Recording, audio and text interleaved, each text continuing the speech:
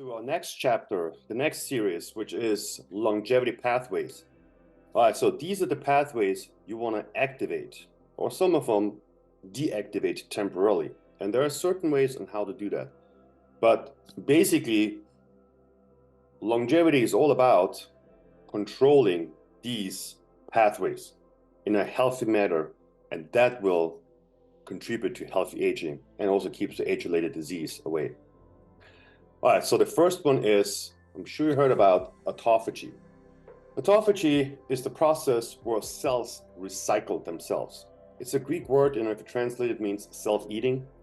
So basically, what's happening here is senescent cells, also known as zombie cells for a very good reason, are cells they died off, but not really, and they're just lingering around, like zombies, taking up space, interfere with cellular function, and some of them even secrete some of those harmful chemicals that interfere with cellular signaling of the healthy cells.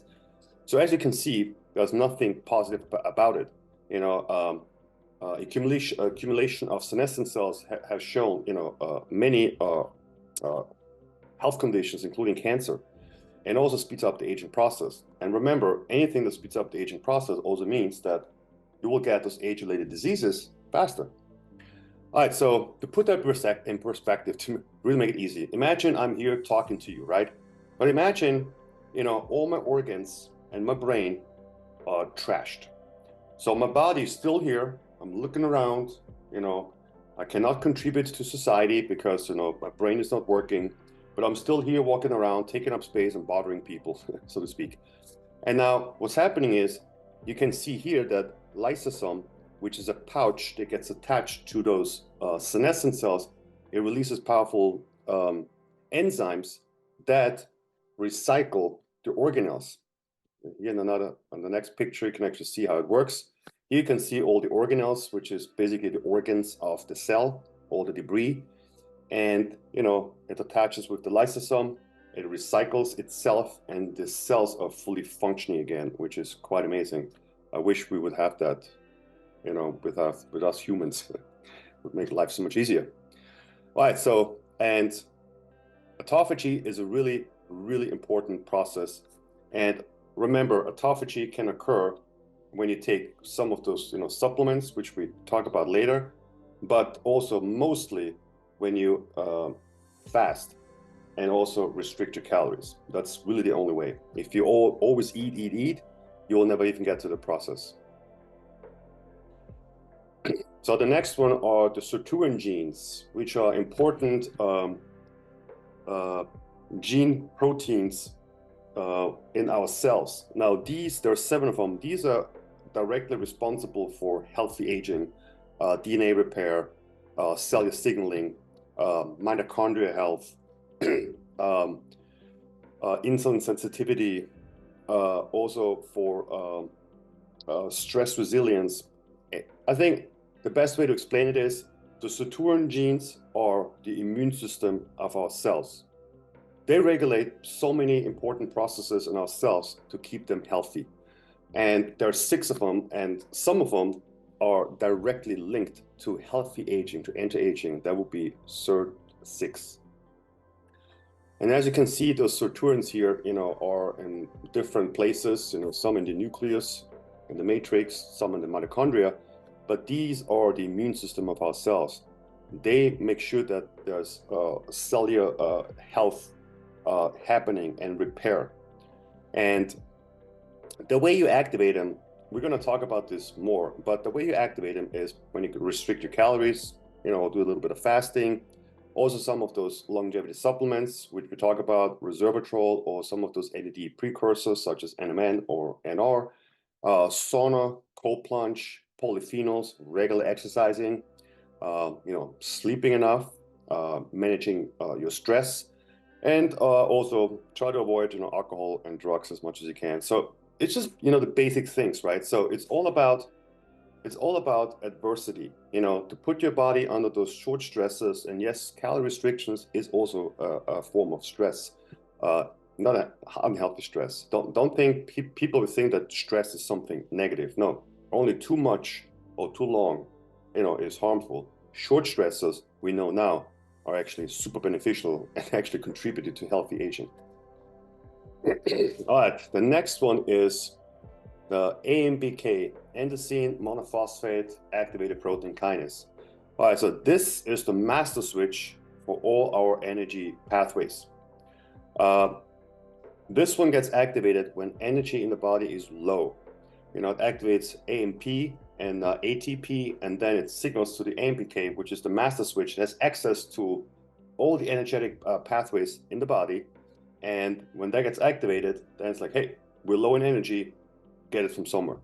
And that AMPK is that enzyme that has the ability to, get it from glucose, or get it from your glycogen storage, or get it from your fat cells, because fat cells is nothing else than stored energy. And so AMPK is the one that taps into that if it needs it. So AMPK, when it's activated, besides giving us energy from different pathways, as it gets activated, that's one thing you have to understand. All those longevity pathways, they're all interconnected somehow. So when one gets activated, one gets deactivated, or one gets activated, the other one gets activated in a healthy way. They all, work together. So when AMPK is activated, it also activates mitochondrial biogenesis, which means, it creates new mitochondria for more energy. So mitochondria is the powerhouse, the battery of our cells. When they are low and the body needs new ones, it literally can create new ones. And then also it's responsible for autophagy. So it also regulates, autophagy activation. So as you can see, autophagy and AMPK, they're all connected. And then also it activates the sirtuin pathways, which we just talked about. And also works directly with insulin sensitivity, which is also very important because, as you know, insulin resistance and high blood sugar, is associated with aging and age-related diseases. So controlling the blood sugar in your body is essential for healthy aging. And then also it activates, you probably have not heard for that, it's called FOX transcription factors. These are also kind of like the sirtuin pathways, the sirtuin genes, they get activated, and they're associated also with longevity and healthy aging, DNA repair, and cellular regulation, and so on. And also AMPK activates PGC-1A, which is a key regulator for mitochondrial biogenesis. So without that, mitochondrial biogenesis wouldn't be, happening. Also, keep in mind, when we exercise, and we run every day and we become, better in it, and we can run long and longer and we have more energy, that is that process. The body creates through exercise because it's, energy drops, AMPK gets activated, AMPK activates PGC-1A, and that creates mitochondrial biogenesis. So it literally creates new mitochondria in your body. And that's why you have more energy and you can run further and further and further each time. All right, and here you can see, how AMPK can tap into all the organs, to get the energy from somewhere. It can tap into the adipose tissue, which is the fat, converts the fat cells into energy. It can tap into the liver, and you don't have to worry about, consuming sugar, which is glucose, because even if you don't have any and the body needs it, your liver can make its own through glucose genesis. So you don't have to worry about that. The body can make everything on its own if it really needs it. Also helps with the pancreas with insulin secretion, which is important because it gets the glucose from the bloodstream, into the cells where the energy is needed. And the heart, of course, is the pump that transports, all the glucose, particles. So as you can see, they're all connected. And then, of course, in the muscle, you also have glycogen storage where energy can be taken out. So as you can see, the AMPK literally is the master regulator when it comes to cellular energy. All right. Next one is the mTOR regulation or signaling. So mTOR, as we briefly talked about in, I think, the first chapter, stands for mammalian target of rapamycin. mTOR is regulating cellular growth, survival, recovery, and proliferation. And there's two ways in how it gets activated. It's a nutrient sensor. So when certain nutrients come in, it gets activated. And also a cellular stressor, which means if you work out, after workout, mTOR gets activated because it activates cell growth and recovery, which is great. It's important. However, what we found out is, if you boil it down to formulation, cell growth equals aging. So whenever your cells are growing, you actually age quicker. So does that mean when I go to the gym and I build muscles that I'm actually aging quicker? Well, it's a little bit more complicated than that. So mTOR, let's say, is like a spring. You want to have it activated when you need it, such as after like a workout, to build muscles, because it directly activates protein synthesis. And on days you don't train or you're not active, you want to have it suppressed. And as long as that, mechanism is working, you will have healthy aging. However, when you take steroids as an example, HGH or a lot of testosterone, some other stuff, it's an mTOR activator. So you don't want to have chronic elevated mTOR, which means if you take a lot of steroids, it's always activated. So yes, you build muscles much quicker and you look better for a certain amount of time. But it has shown if mTOR is activated for a long period of time, it will also shorten your life. And also on top of that, it's a nutrient sensor, which means when certain nutrients come in, such as amino acids, in particular leucine, which you can find in the BCAAs, has a direct impact on mTOR. So yes, that means if you take leucine during or after workout, even before, you activate mTOR and it stimulates, cell growth. However, I've seen some people that drink, those BCAAs, all day long, like it's water. Well, again, it has some ups and downs. Probably when you're young, you don't think about that. But then when you get closer to your 50s or 60s and you think back and you knew about that, you might be, you know what, I shouldn't have done it. And so do we know 100% that that is happening in humans also just because it has shown in all the animal studies? No, we don't know 100%, but the science pretty much points to that. So that means eating a little bit less protein, and I hate to say it, but it seems like with the research we have that it shows slower aging. All right. I mean, yeah, I wish I could tell you something else, but that's really what it looks like as of now. And so mTOR, needs to be suppressed for autophagy to occur. And that's why when mTOR is chronically elevated, because of eating a lot of protein or, doing steroids and all that stuff, autophagy cannot occur. So now you have an accumulation of senescent cells. Remember, those zombie cells, right? That cannot contribute to, any benefits, and they're just taking up space, secreting harmful chemicals, and just interfere with cellular signaling. So in other words, your body gets sick and old. And so that's why it's so important to have mTOR activated so that autophagy can even occur. And then as you can see here, but then again, mTOR is important for protein synthesis because without that activation, you wouldn't even build muscles or recover and stuff. But as you can see here in the image, chronically elevated mTOR speeds up the aging process. I mean, I just give you the simple, overview and answer to that. It's a little bit more complicated, but so far, what we have seen in all the studies, that's, what's happening. All right, the next one is the CD38 enzyme.